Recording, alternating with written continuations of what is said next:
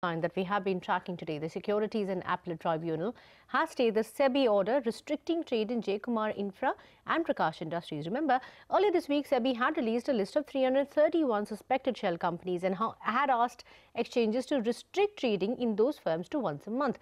Two firms, Kumar Infra and Prakash Industries, moved the SAT against that order. Yash Jain was tracking this case through the day and he's here with the details.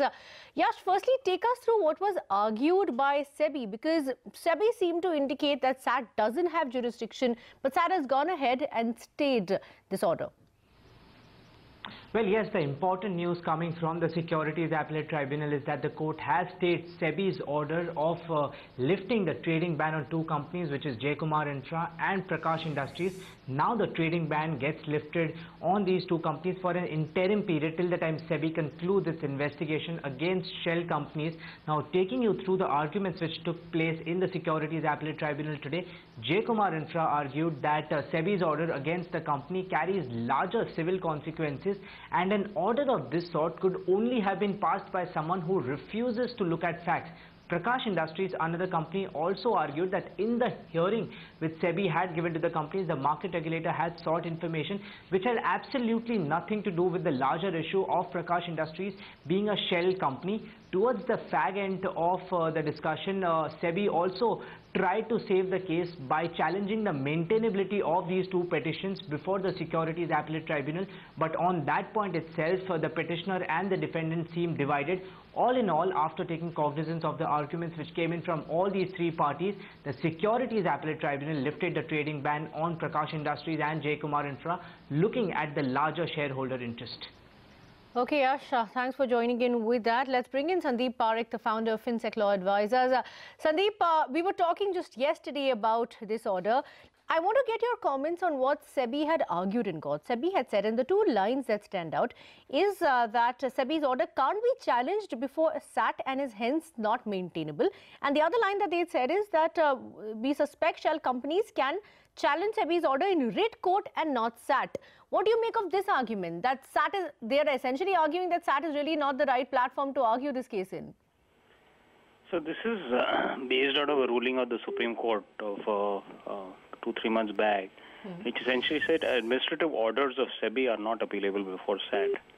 Now, this is by no stretch of imagination an administrative order. It's an enforcement action. It's a quasi-judicial order. It has very serious and very specific implications for these companies. So therefore, just because you label all your documents as circular doesn't make them immune to the roving inquiry of SAT. So I find SEBI's, even the argument itself, very bold to say that SAT has no jurisdiction for something which is clearly within their jurisdiction. So Sandeep, do you believe that SEBI has a case now to go ahead and move the writ court against this order? What are the options before SEBI? No, so they cannot go to a writ court. At best, they can file an appeal before the Supreme Court. But that's a long-drawn process, and they're unlikely to get any, especially because the order is so absurd that they have called non-shell companies as shell companies and try to virtually give them capital punishment in the economic sense. So I think no court is going to disturb that. And let's see how it goes. My guess is they're going to apply their mind now and kind of pass more reasoned orders against at least the kosher companies in terms of both operational companies and also those companies which are maybe shell but which are not committing any illegalities. Sandeep, how many companies? See, there are 331 companies. This is just two. How many companies are expected to come forth now? Because it's quite surprising that only two companies have come forth so far. See, you must recognize that it's very difficult to file a case within less than 24 hours. So obviously they got lawyers who managed to draft it and file it in the morning and mention it.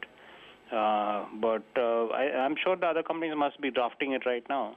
And again, I don't know how many will file.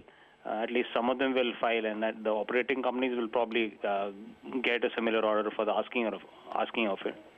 Okay. As far as shell companies which have not committed any illegalities, I think that will be probably a second class of aggrieved companies. Okay,